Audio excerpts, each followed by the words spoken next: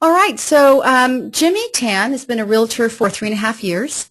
Jimmy has worked both in the residential side and on the investment side. He continues to do both, and he's with our Oakland Grand Lake office. We had Jimmy here a year ago, right? Welcome back, Jimmy. Thank you for having me, Kathy. Yeah, I can't believe it's already been a year. Yeah, how time flies. Yeah, but Jimmy is really a master at conducting mega open houses, and we thought it would be a great time to invite him back to talk about how he is, again, getting listings and what he's doing in today's market to leverage mega open houses. So let's just jump right in. The first question I've got for you, Jimmy, is you're a real proponent of mega open houses. How much business can you actually, I mean, we're going to get into the nuts and bolts, how do you do it and what you do it and how you promote it and how you follow up. But just to start out, I want to find out, how is it how do you get business from it? How much business do you track from your mega open houses? I would say most of my businesses comes out from mega open houses one way or another. Most of it is through referrals, obviously from past clients who have been happy with how I've been marketing their properties and getting them sold for them. But I think the biggest takeaway from the mega open houses is really that you get to showcase your skill, your expertise, and your extra effort that you put into your listings. Right. And, being myself, for the people who know me, I'm more of an introverted type person. Mm-hmm. So the way I kind of showcase how I do things is through action. Mm-hmm. So there's no better way to show how you can get a property marketed than doing a mega open house. Right, right. So when you say, what is the impression or, what is the response from other homeowners in an area when you do a mega open house on is it Saturday or Sunday or both days? Typically Saturday and Sunday. Okay, so Saturday and Sunday you're blanketing the neighborhood with open home signs. You've got all sorts of activity going on. What kind of response do you get from other homeowners in the area? Homeowners in that area are astounded by how much effort that is being put into this house. So, it's a great marketing tool. Mm-hmm. There's nobody else who is drawing that type of attention to houses, and they're constantly just seeing traffic. When you're inviting neighbors in that area to come by and take a look at the open house, you'll get a lot of looky-loos. But at the end of the day, they're coming in and they're seeing how much activity you're drawing to this property, and it's definitely impressive. Okay, so let's break that down. When you invite the neighbors, what does your mega open house preparation look like? Well, definitely canvassing and door knocking is huge, especially in trying to get new listings. Going out there and canvassing the neighborhood with flyers, inviting people to the open house for that event, door knocking, introducing yourself to the neighbors, great excuse to tell them, well, here's our flyer. We're inviting you to this mega open house event that we're having at this house, and, excuse some of the commotion that we're creating. Mm-hmm, mm-hmm. And a lot of times if a house That's a great message to tell a homeowner. Yeah, and if a house is on a smaller street, excuse the traffic or amount of traffic and amount of parking that's going to be taken up. Mm-hmm. So you're just trying to get a segue into there as far as trying to explain briefly what's going to be happening that weekend. So can you track the number? When you say most of your business comes from it, when you door knock afterwards, and we'll get into this in more detail, mm-hmm. Are you successful at getting listing appointments after your mega open houses? Yeah, as a matter of fact, I was just on a listing appointment just last week, which actually came from one of the megas prior. Mm-hmm. So, as like we're talking about, when you invite the neighbors to come in and they see all the commotion, mm-hmm. they're going to ask questions. Mm-hmm. So why is now an important time to have a mega open house? Regular open houses are drawing, groups of 100. Homes are flying off the shelf, as they say. Days on market are, dramatically down. Is it important to go to all the trouble of making an open house? Why is it important? Well, absolutely. I personally think it is because it separates you from every other agent. They see all the effort that you put in. They see the amount of signs that you put out. They know about the canvassing, and anything that you can do above and beyond anybody else just makes you stand out that much more. Right, right. So when you're in a listing presentation, do you it sounds like you probably leverage this pretty well with your potential homeowners. Yeah, and that sets you apart. And you know that's the name of the game. What you just said is it's so critical in this market to be able to set yourself apart with a homeowner. What are you going to do for me that's different from what someone else is going to do? Even though homes are selling quickly, it's not just about fast, right? It's about getting the best price for my home in the right period of time. Right, and the more marketing that you do and the more people that you draw out to that particular listing, the better opportunity that you're going to have to get more buyers in there. A competitive situation. Exactly. Yeah, great. Okay. And, you know, even with some of the challenged homes that may not get multiple offers, it just increases the chances of finding that one right buyer for that particular house as well. Right. Okay. So when you canvass a neighborhood, do you do postcards? Do you what kind of a lead you do for the open house? I mean, would you say you are successful at talking to, when you door knock, a third of the homeowners? I mean, when you door knock, how many people typically are you able to make contact with? It really varies, and you know, the best times to do it is when people are home, obviously. But, you know, given people's schedules, sometimes it doesn't pan out that way. But, you know, the best time is door knocking is obviously when people are home. Try not to catch them when they're having dinner. So avoid 6 to 7 p.m., right? Exactly. But, you know, you want to catch people when they're around. You know, I have great success with, say, you know, in the later afternoon. You know, I often catch people working on their gardens or whatnot. But yeah, home with their kids. Home with their kids. Sure. It's a great way to kind of break the ice. It's not your typical cold door knock because you're actually giving them an invitation to come by and take a look at this house. And let's face it, everyone is interested in what's going on in their own neighborhood. Absolutely. Right? Absolutely. So are all of your open houses megas? I would say for the foremost part, yes. Okay. And typical track record in the past, you know, I've had a mega open house and then 2 weeks later an offer date. But so you give a 2-week window. A 2-week window, yeah. Okay. So I usually have a mega open house for the first open on the Saturday and Sunday, and then I follow up with a regular open house on the following Sunday. You know, we're kind of seeing things change right now. There seems to be a bit of a slowdown. So even more reason to do the mega open houses to attract as much attention. I've had a stale listing just recently, and I had to revamp the whole marketing strategy in order to get more people out there. But once again, it's all about getting as many people out there as possible to find that right buyer for that house. Okay. All right, so let's talk about the lender.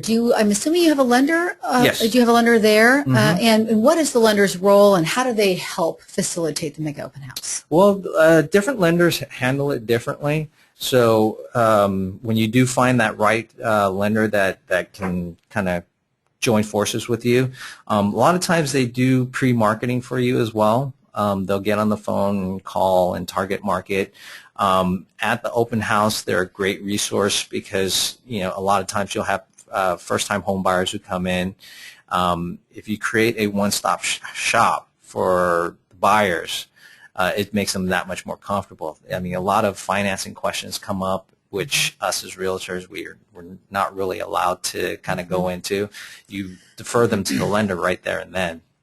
Right, and then it also saves you time because you want to make sure that you're always working with someone who's going to be pre-qualified. Exactly. Right. Exactly. So typically your lender does pre-calls, it sounds like. Yes. Okay. And can I ask who you're working with? What lender? I'm working with primarily Sandra Smith with Guild Mortgage. Okay. So she not only does the pre-calls, but she also does the follow-ups as well. Right. Okay. So if you have a lender, and hopefully you do, and we've got wonderful lenders with both Home Loan Group as well as Citi, talk to your lender about how they can help you pre-market this open house, and absolutely have someone as part of your team at your mega open house. Absolutely. And they can help you also, right, enter people into First Alert. Have you been using First Alert, or do you use some sort of a First Alert system so you track people, that you capture information when they come in? Not at this point, no. It's just basically sign-in sheets and kind of doing it the old school Okay, way. Jimmy, we're going to talk. For those of you that do know about it, or that may not know about it, First Alert is the system that we kind of rebranded. Used to be Property Alerts on our on your web pages, and if you've got a tablet or an iPad or a laptop, you can actually have your potential buyers, visitors, enter their information right in and get property alerts. And the good thing about our First Alert is that a lot of agents are entering their pre-market listings into First Alert so that they're getting alerted, these potential buyers are getting alerted not only as homes come in the MLS, but in many cases to these pre-market homes that are getting ready to go on the market. So make sure that you're collecting. Many people right now feel like, oh, I don't need another buyer. I really want listings. But hey, we know that 25% of all buyers that come, or people that come through an open house, are going to sell their home. So it's just great to have this this contact system in place to make sure you're in touch. Okay, great. So how do you advertise your open homes? You mentioned that you've had to revamp your advertising or your marketing strategy. So with the market slowdown, what does that mean? Well, it wasn't so much for the mega open houses per se, but in a sense it does, because it's really kind of digging into how you do your marketing and how you're marketing the property. I had a stale listing that just haven't gotten an offer on. It's a great home, completely renovated, ready to go, but for one reason or another, it's just not getting a offer. What I actually did, I had a recommendation from my office manager, Colin, who basically said, well, why don't you just see if you can get all the active listings together and just have a big open house, almost a mega open house, but just a cross-marketing effort. So It's a caravan. They do that sometimes. Exactly, Yeah. exactly. So we did that in the Laurel District in Oakland. Had a great turnout. I mean, considering the house has been on the market for about 4 weeks. And 4 weeks is stale in this market. 4 weeks is stale in this market. Yeah. Yes, Yeah. definitely. Yeah. But yeah, we had a great turnout. It was a lot of coordination, similar to a mega open house, but just coordinating other homes at the same time. So once again, just trying to create as much traffic to the house as possible. Right, right. So the bottom line is you need to think out of the box a little bit, get a little bit creative. I like what you did. I mean, you came up with other ideas to think about how can I get more attention to this, and not look at all the other listings as competition necessarily, but to band together in that and do that. I know in other markets the idea of the concept of a caravan has been very successful. People actually want to go and see all the listings in the area. Exactly. So if that's one of your if you're having some problems, getting some attention to your listing, that sounds like a great idea. Yeah. And it's not really competition, because every home is so different. Right. And, that one buyer may be right for your house, but not for another. So, and vice versa. Absolutely. No, great point. Great point. Okay, so now we're going to get to Jimmy's tips on how to hold a successful open house. And he, as you can hear, has done this many times. He's really got it down to a science. So he's got some great ideas here. So let's talk about sign placement and how many signs that you use. Signs, for every agent who's participating in the mega open house, I typically require a minimum of 10 signs. Okay. Obviously, the more the better. So 10 signs total? Each. 10 signs each. Okay, and how many team members do you have? On average, probably 4 to 5. Okay. So that's a lot of signs. Yeah, so you have 40 to 50 signs per event.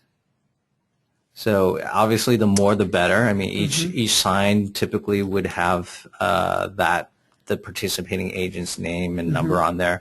So signs are definitely a big draw, especially not so much for buyers, because buyers typically already search out the homes that they're going to be looking at for that day. But it definitely creates a buzz, especially for potential sellers. If they see 40 or 50 signs in their neighborhood, they're going to question what is going on. Right. Yeah. There is a party in my neighborhood. Exactly. Okay, so how do you recruit your team members? Is this something you have it sounds like you probably already have this, it's a well-oiled machine. Mm-hmm. When you first started doing this, for people that are listening on the show today, and they're thinking, I want to put together my team. I may want to try this to see what kind of traction I can get, and especially to get listings. How do they go about starting that? And how do you vet members? And how do you know who's going to really follow through and be accountable and who's not? That in itself is, for me, I've gained a network of agents that I know I can turn to. Mm-hmm. Obviously, schedules sometimes don't work out, but there's typically a handful of people that I usually turn to for the mega open houses. But one of the best ways to do is, go through your manager. Mm-hmm. Your manager can help you with who they feel would be a good fit for that particular property and what you're trying to do marketing-wise. Do you ever use agents from other offices, BHG offices? Absolutely. Okay, great. Absolutely. So if you're on this call and you really want to learn about how to create and how to work a great open house, contact Jimmy Tan in the Grand Lake office and talk to him, and maybe you can be on his team. Absolutely. Okay. Yep. So when you say accountable, what does that mean, Jimmy? Well, there's a lot of things that go on in the backgrounds and pre-marketing of the event. So there's a lot of coordination that's involved. And one of the things that we should probably put on the top of that list is coordination of the event. Right. You've got to create your team members. You've got to know what areas you're going to market and what marketing pieces you're going to put out there. There's a schedule that that you have to set for as far as posting internet ads and making sure that everybody does their part.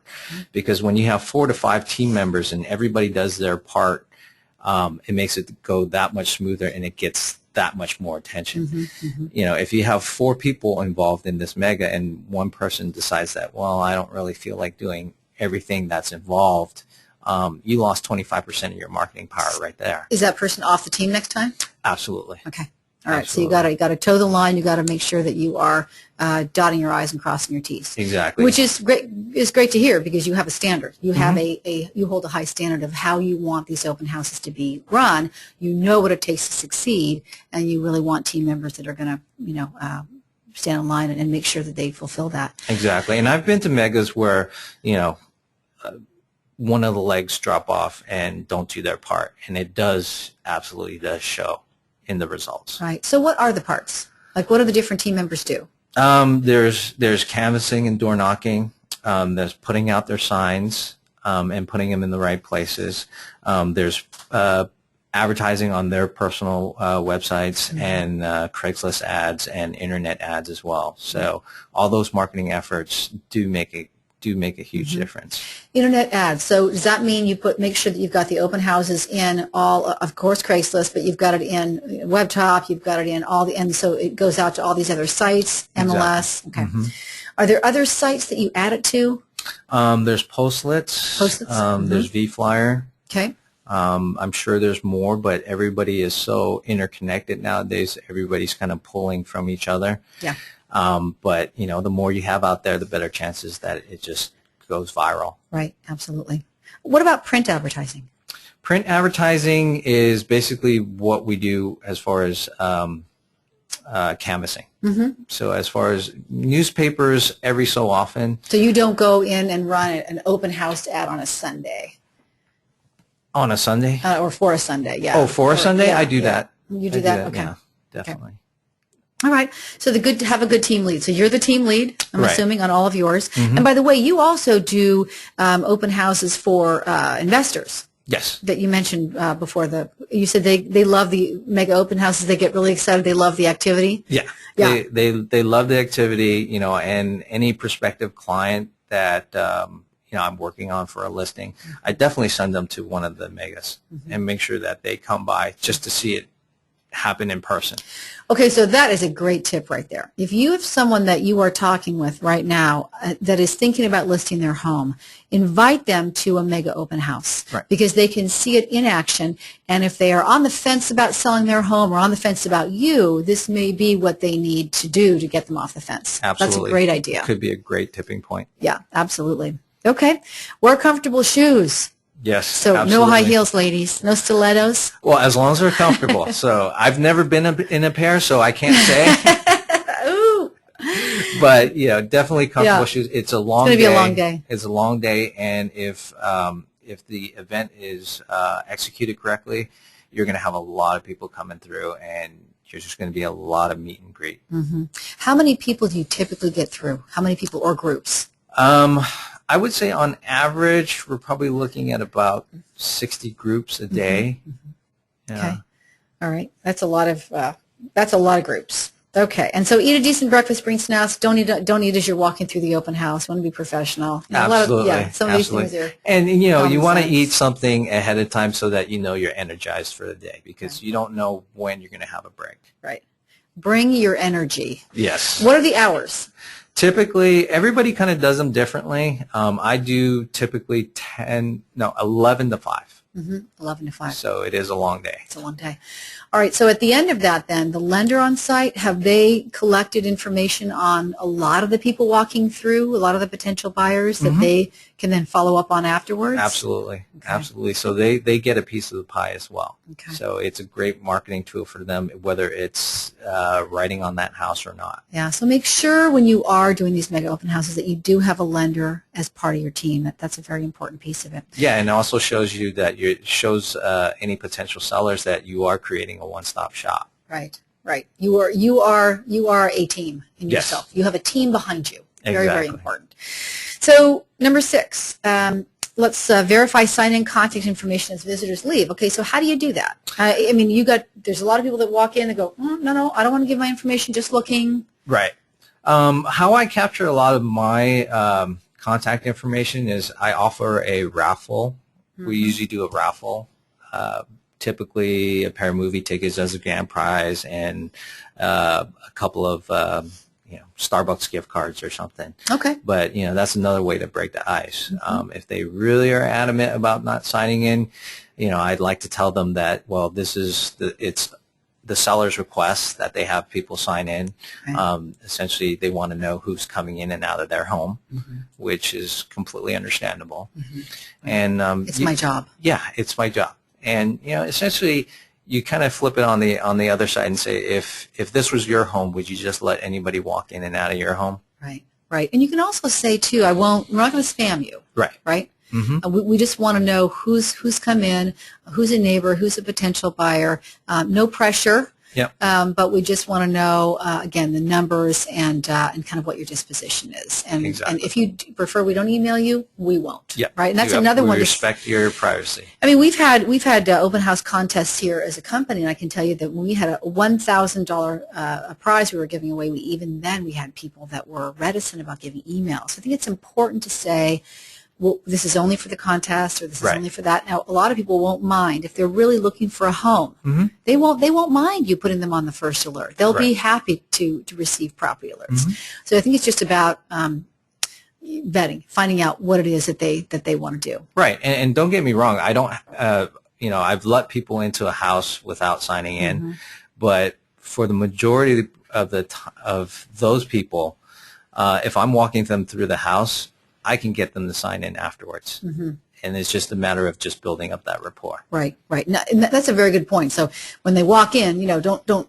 attack them as they walk in, right? Let them see the house, get in a conversation. Just like they would walking into a store. Exactly. We all feel the same. We don't want to be accosted as we walk in. We want to start a conversation in a more natural way. So that makes sense. Right, right. And then another great tip to that is, even though people sign in when they initially come in, and you do build a good rapport with them, double check that information before they leave, because a lot of people give false information. Mickey Mouse at Disneyland.com. Yep, right. Exactly. So definitely verify their information on your way out, especially when you make good rapport with these people. All right.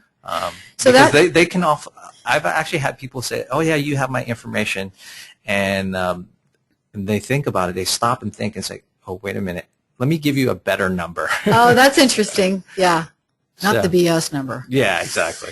Okay, so that takes us right into number 7. So the follow-up. So the folks that you actually get their information, do you send them postcards? Do you call them? Do you email them? Do you put them on your drip? Yeah, I do All all the of the above? above depending on what information was left Okay. on that sign-in sheet. Okay. So All right. definitely I follow up whether email, phone, by mail. Mm-hmm. But you know that it does have a precedence, and it has to be done quickly. Otherwise, they'll forget who you are. Basically, Very, very important. Do it quickly. yes, Follow up right away. yeah. So what do you do in terms of jumping ahead a little bit? Once the home is sold, do you walk the neighborhood and say, just want introduce myself, let you know if you wanted the open house, the home 3 houses down sold, is just recently sold, and if you're interested in talking to me about listing your home, I'm here. Mm-hmm. Is that something that you also do? I don't do the door knocking afterwards, but I do send out a mailer saying that sold, and I usually give X amount of days on the market and then the sold price. Yeah. Okay, good. I actually have a very good friend of mine who just listed her house with one of our agents who was walking the neighborhood, sold a house right down the street, walked the neighborhood, was knocking on doors. She was on the fence, not sure, but this is the first realtor she'd actually talked to about it. And they told her what she could sell her house for, and that was it. Okay. Based on inventory, what's available, days on market, all of that. So that's something also to think about if you have the time and can dedicate it to actually doing the follow through. Oh yeah, absolutely, and that's a great point, because I should actually write that down and do that as well. There's an idea. Okay, so plan and coordinate the event. It sounds like there's a fair amount of coordination there, but you do it 2 weeks in advance. Yes. Yep. And you make sure everyone, do you do all the coordination by email? I mean, do you have a quick call beforehand and say, okay, you're on first? Typically, I have a complete overview of the event, and then I assign particular tasks to the participating agents. Okay. And then I usually have a meeting on site so that each and every agent can come by and take a look at the property to get a better feel of what essentially they're selling. Oh, great. Okay. And when is that meeting held? Typically a few days before the event, right. Or on most recent occasions, I have it probably the day 1 or 2 days before. And that way we can actually go out, have the meeting, and then after that we can break out and do our canvassing and door knocking. Okay. So in terms of the open house, leads that come in through the open house, how do you divide those up, or how does that work in terms of other agents that help you on these open houses? Well, what we do is we kind of take a rotation. So if we have 4 agents and the first one's up, they send that person in, they're going to take that lead. A lot of the times I encourage the agents to kind of get a feel if they're actually building rapport with that particular person, because I mean, if you're coming up a brick wall with this person, it's not going to do you any good by spending any more time with this person, especially if you know you're not building up a good rapport. So I highly encourage the agents to kind of get a feel for that personality type, know the personality types of the other agents who are participating, and if you're not getting through with that particular client, pass them on to somebody else. Great advice. Great advice. Absolutely. All right. So treat it like a party, right? Everyone wants to come to a party. You've got the signs out. You've got the balloons. You've got, parking is jammed up. You've got people coming and going. People kind of going, what's going on? What's that? So it's important that you have that spirit going through, right? Exactly. So tell us about that.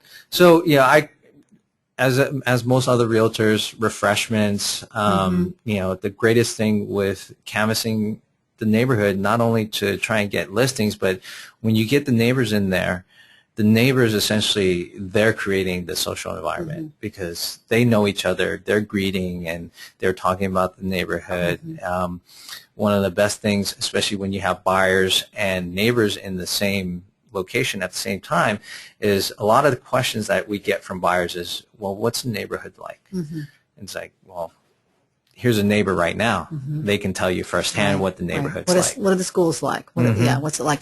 Well, that brings us to another point. When you get your team members that come either from your office or from different offices, and they come to the house and you have your pre-meeting, what kind of preparation do you require them to have in terms of knowing what's recently sold, what's listed? Do you require them to go and see the other listings in the neighborhood? How do they prepare for that so that they are prepared to answer questions that come from either neighbors or potential buyers. Mm-hmm. Well, I don't require them to go visit the other homes that are available in the area, but definitely pulling comps and seeing what also is available in that area. On the day of the event, I make sure that all the agents also have their super keys and update it. That way, if they have a good rapport with somebody and that particular house is not the house that they would be interested in, they'd be ready to take them out and basically, look at other available homes in the immediate area. Great tip. Absolutely. Yeah. But obviously, you don't want to take somebody out unless they're pre-qualified. Pre-qualified, right. But, use your best judgment. Right. And, you never know. You may build up a new buyer lead through that. Right, absolutely. Okay. So it differs. It sounds like there's a number of ways it differs. I mean, it's double or triple the time. It's an event. What would you say is the most significant benefit of the mega open house over the open house? It's more than just one, to be quite honest. But for me, it's really being able to show off what I can do in terms of marketing and getting a house sold. Right. It's like I said early on, I'm more of an introverted personality, so being able to show my actions is huge. So you are getting listings from these mega open houses. Yes. Absolutely. It must be working because you continue to do it. Yeah, and it's the only way that I know how to. Yeah. And I wouldn't do it any differently. Right, great. Well, Jimmy, this has been really educational. I know I've learned a lot from you, so thank you again so much for coming on and sharing your knowledge. Great, thank you. Right. And there is one more thing I did want to add is in a past recent mega open house, not mine, but we had a very, very successful and seasoned agent who joined one of the mega open houses that came out of my office. And he's always kind of inquired about it, but never done one. Once he did that mega open house, he was sold on the concept. So even for it's not just for new agents, but seasoned agents as well, because it's something different and it works. It absolutely does work. Okay, good. Well, thank you again. And if anyone has any questions, they could email you, jimmy.tam, Tam, at bhghome.com. Great. Okay. Thank you. Thanks so much, Jimmy. Thank you for having me. All right. So before we invite Victoria up, I do want to promote the Power Listing Workshop. I have to say, I think this is something that if anybody wants more listings in today's market, raise your hand. You should be at this workshop. It is a half day, July 25th, 9 to 1. We're having networking from 9 to 10 to allow agents from our wine country and whatnot to get there. And then from 10 to 1, we're having a workshop. And Rich Casto and Keith Robinson are going to be the coaches here.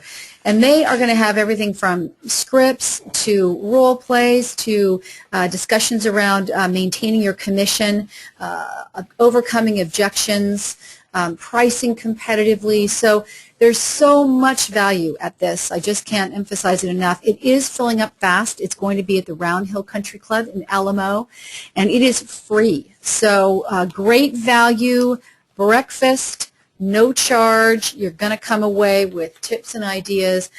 Victoria is nodding her head because she's going to be there. So please, if you're wondering how do I go, you've already received a couple of invitations in your email. If you have not, for some reason, tell your manager, and they will let us know. Okay. All right. Now, Victoria, welcome. Thank you for having me.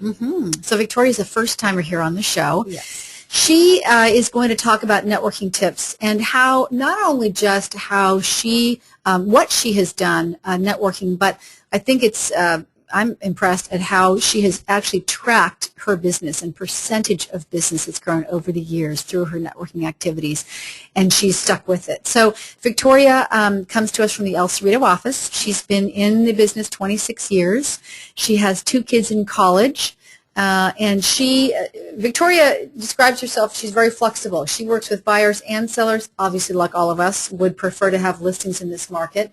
But I've seen her, one of the things that I admire about Victoria is that every single training that I've ever been to or given at this company, Victoria is in the audience.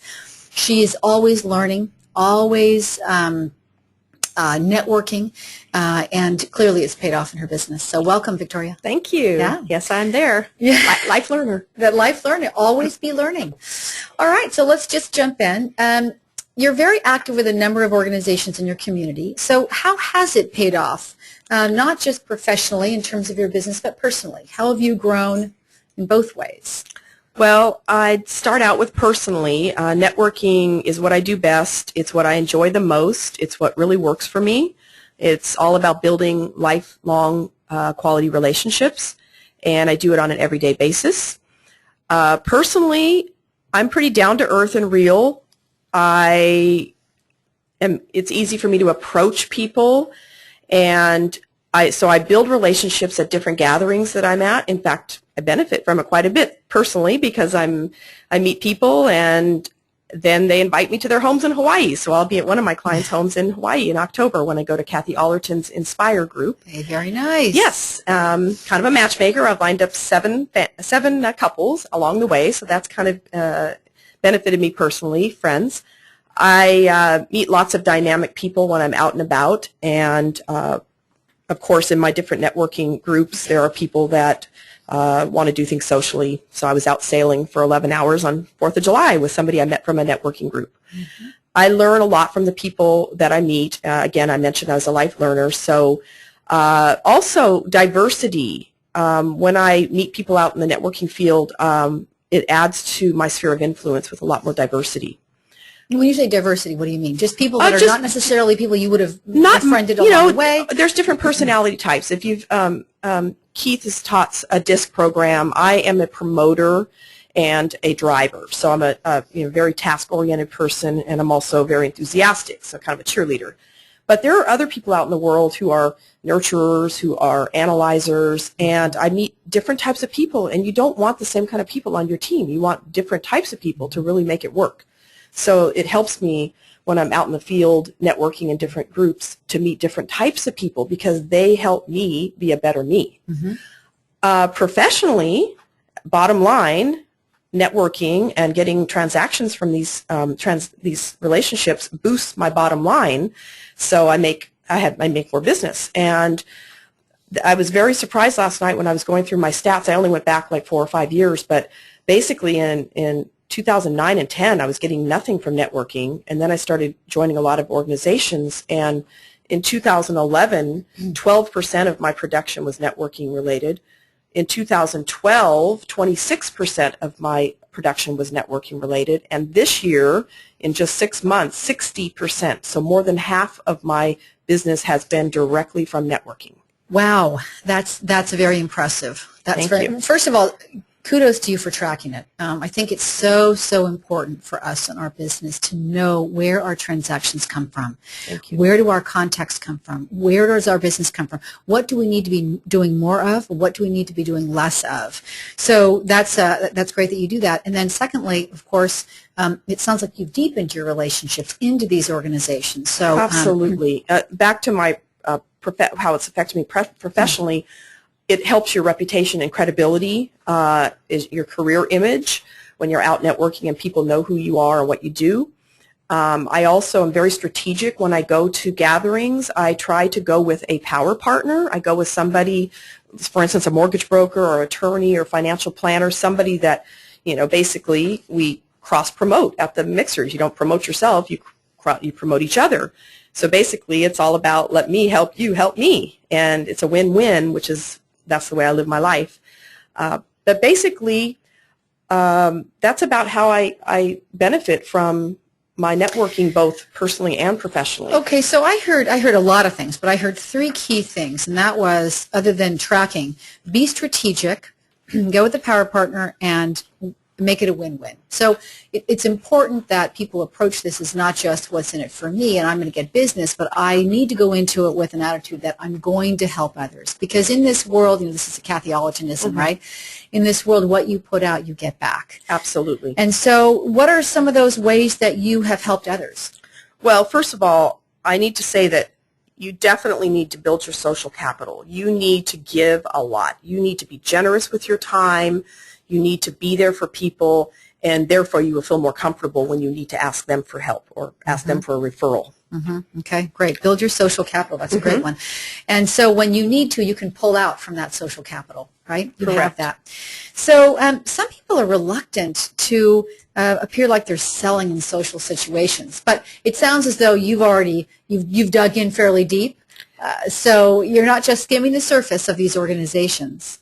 Right? Well, first of all, when you talk about deep, unfortunately, I lost my younger brother 8 years ago, and I used to keep my personal and my business very separate, and I was in stiff competition for a listing with 11 other listing agents, and the sellers narrowed it down to one other person and me, and they called me back, and I just had to be honest with them about what was happening personally in my life, that I was planning a celebration of life for my younger brother's passing, and they were very compassionate. I normally never tell anybody about my personal life, but they were very compassionate, understanding. They hired me, and I got them top dollar. So I assured them that I could still function because I've been doing this for a long time, and I know what I'm doing, and they were very happy.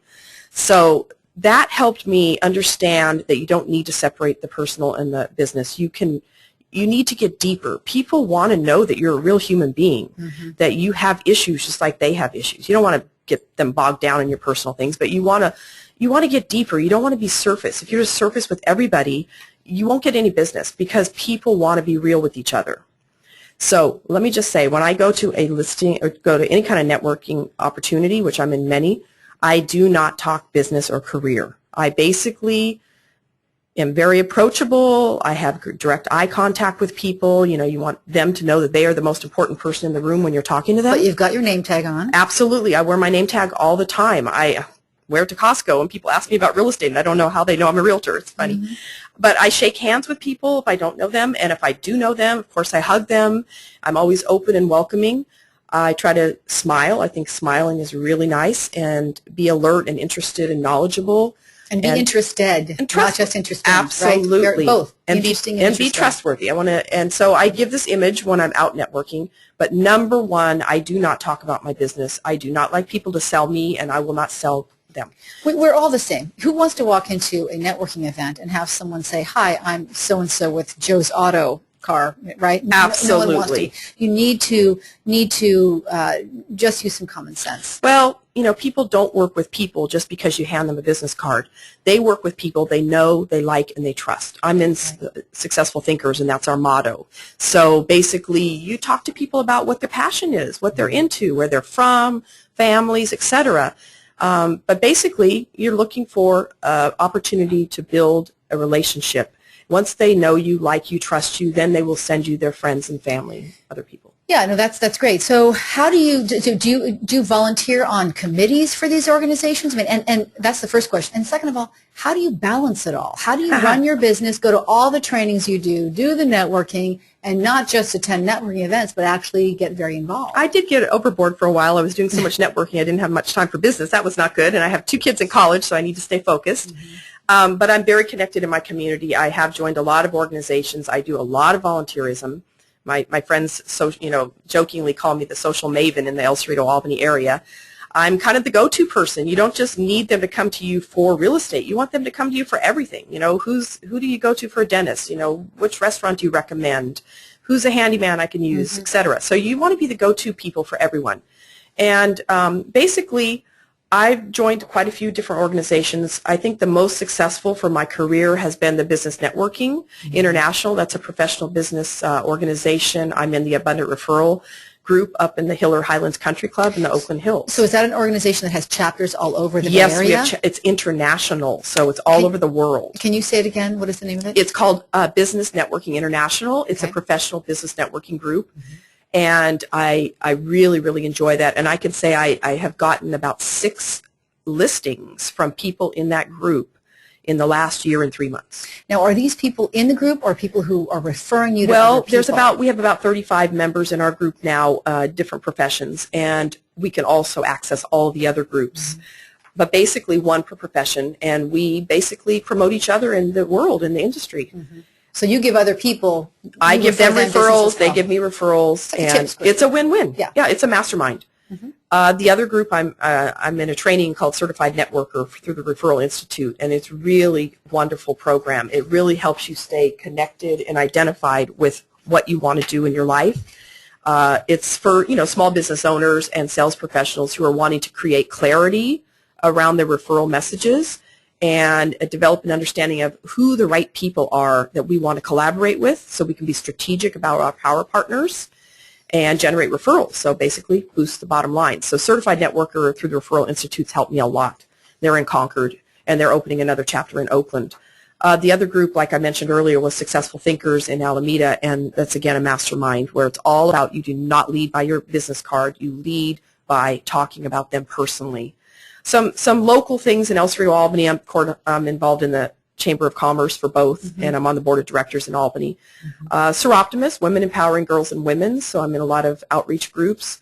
What I really, really have passion for, my younger sister is a breast cancer survivor, and I'm involved in Relay for Life, which is coming up July 20th and 21st in El Cerrito if anyone's interested. So it's a fundraiser for American Cancer Society.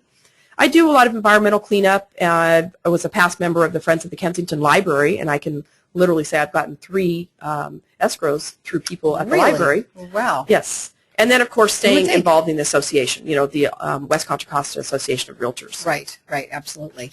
All right, good. Well, good information on the specifics. It sounds like you've got it pretty well-rounded. Some of them are business groups, some charity groups, some local community. So, mix it up. And have a variety and do what you have passion for, what you really are into in your area. Very, very important. If you would rather do the business, stick with the business. If you rather do the community, stick with the community. But really do something that you're passionate about. Because if you're passionate about it, you'll tend to stick with it and grow with it and get deeper. And otherwise, people will know you're sincere about it. You're Right. not just working the people. You are doing something that you really have your heart in. Right, absolutely. Great point. Okay, good. So let's look at Victoria's tips for networking.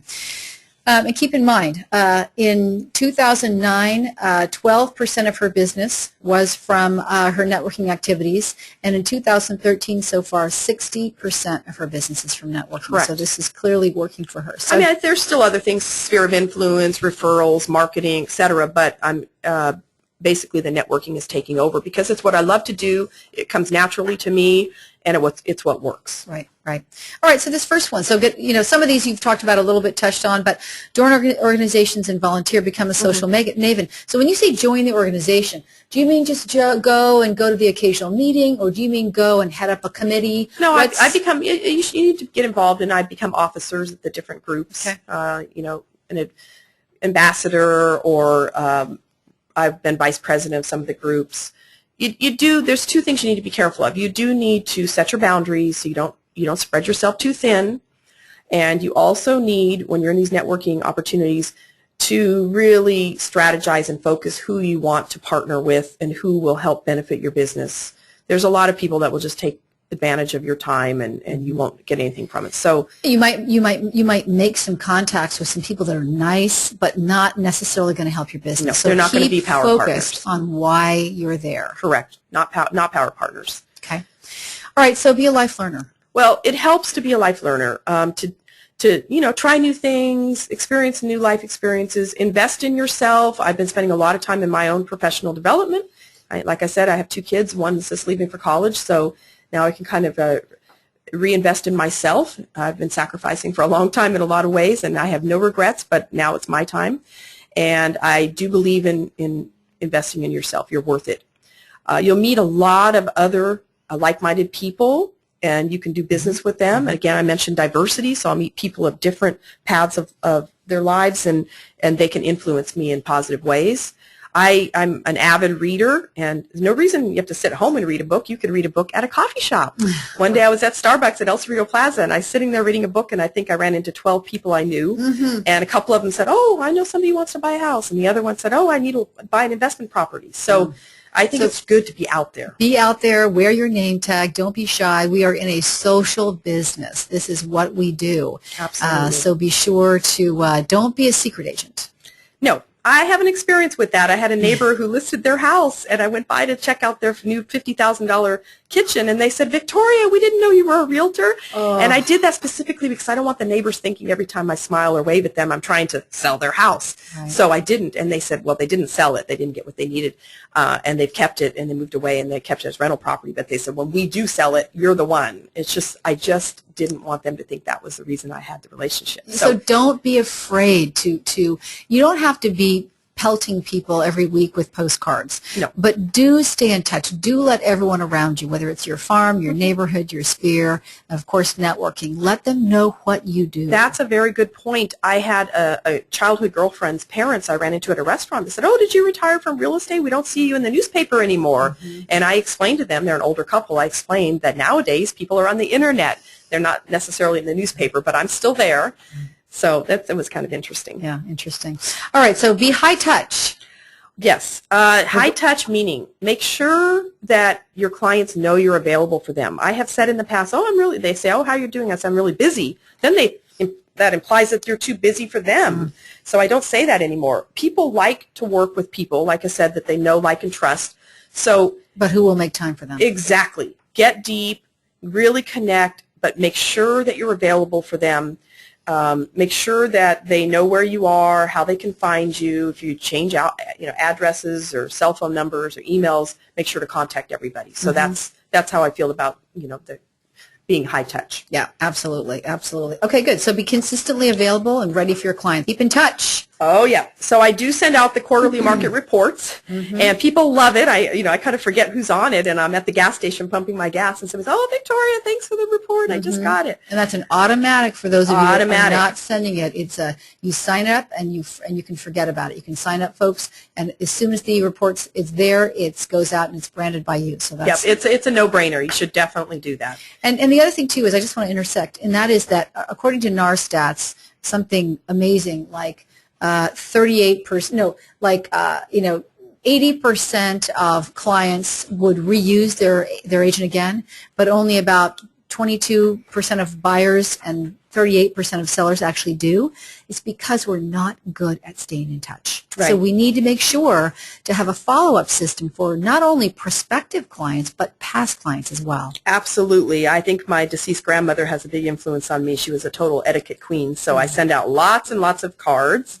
Thank you cards. Handwritten cards. Oh, handwritten. I scribble, so I have to be neater. But handwritten cards, birthday cards, anniversary cards for when they bought their house. It's very important that you keep that personal touch. Absolutely. People have called me and said, I don't know if you remember me. I sold you a house. You sold me a house 5 years ago. My name is, and I'll start telling them all the details of the house and their kids, and they were shocked. Right. But it's like, you need to really keep in touch. One time we had executive officer at the Board of Realtors, and he said, Victoria, it's your responsibility to keep in touch with them, not their responsibility to try to find you. Right, exactly. And I think sometimes I talk to agents and they say they have an experience like the one you expressed, where someone that they have lost contact with sold or bought a house, and it's heartbreaking to know that someone, even someone fairly close to you, but it's really your job to make sure you're out there staying in contact with people. So make sure there are so many inexpensive, easy ways to stay in touch with people now that there's really no reason not to. Well, back to this question, I recently got a testimonial letter from my clients. They live in Piedmont, and I was selling a rental property of theirs in the East Richmond Heights. And they were very complimentary in the testimonial letter, saying that I never put them on hold. In other words, I was very available by email, by text, by cell phone calls, and I got back to them immediately. People love that. So immediate response. Don't tell them you're busy. Nope. Tell them it's a great market. It's a great market, and engage them in conversation. But I like the busy tip. That's a good one. Yes. So keep a fresh internet presence. Okay, this is a very important one. I actually did a show on this a couple months ago about expanding your digital footprint. So talk about this. Well, people need to change with the times. I've been in real estate 26 years, and back in the old days, we had index cards and paper books, and it was a different life. Yeah. That was before fax machine, by the way. So I had to run all over the Bay Area for one initial. Yes, I've been doing real estate half of my life now. So basically the internet, about 90% of buyers find their homes on the internet. So I make sure to have a virtual tour. I make sure that I put it on Craigslist, everything that I list. And I stay on Facebook, LinkedIn, Realtor.com, all these different sites, so that I can be available And I've had lots of phone calls recently from out-of-state sellers who need to sell their deceased parents' homes in the El Cerrito Hills, and I've asked them, how did you get my name and number? They said, oh, I checked you out on the website. They Googled you. Absolutely. They Googled real estate agents in El Cerrito. Absolutely. And I Google myself all the time Yeah. to change my information. And I do meet with Eric Thomas once a month. He comes to my office, and I'm one of the old-timers that makes my 1-hour appointment with him. And he helps me refresh my website every month. I have statistics. I have new testimonial letters. It's very important that people can read about you so they feel comfortable. And Victoria just touched on something very important, and that is, it's important to have a web presence through doing all these free profiles, making sure that you're updating your website. Your website should not be static. It should not, yes, it is an online brochure so you can drive people there from your business card and whatnot, but if you want to be found on the internet, you have to be constantly changing that information up. So whether it's adding new jump searches, whether it's adding new content, whether it's linking it to your blog, whether it's adding testimonial letters, some kind of content about your local market, whatever it is, change it on a regular basis and take advantage of having Eric in your office. He's there. Every office has him. So you can sign up for a 1-hour session with him, as Victoria does. And make sure that you're doing your free profiles on Trulia. You should have a free profile on SF Gate through our partnership with them. And you can send your bio to your office administrator, and she'll make sure that that gets up on SF Gate as well as on BHGRE, our national Better Homes and Gardens site. So there are a lot of ways that you can be found. You don't have to pay for. They're free. They're easy. And so just make sure that you are, expanding your digital footprint, because that's where buyers are going right now, and sellers. Absolutely. I just had lunch with a videographer because I would like to switch from testimonial letters to videos from my satisfied clients and a small video of myself when they get onto my website. So those are things I'm planning to do in the future. Great. So listen to Victoria. She's changing with the times. She's been in the business 26 years, but she's really added a extra layer of marketing activity and expertise in there. It's new to her. She's not afraid of it. It's one of the things I love about you, Victoria. You just jump in. So video is also important. Why is video important? It's because it's indexed very highly by Google and other search engines. Also, agent reviews are Googled highly. So if you are on Zillow, even if you're not on Zillow, do a free profile on Zillow.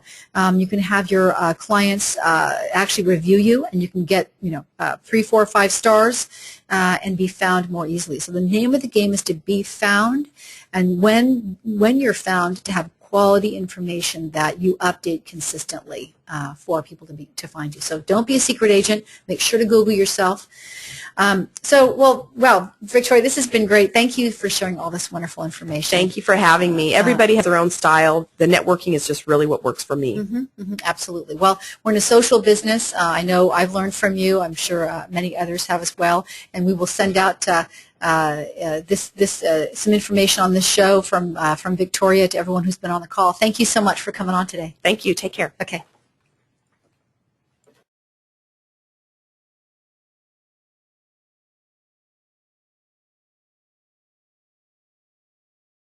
It's just a conversation, and you were well prepared. So I'm glad that I brought up the breast cancer thing.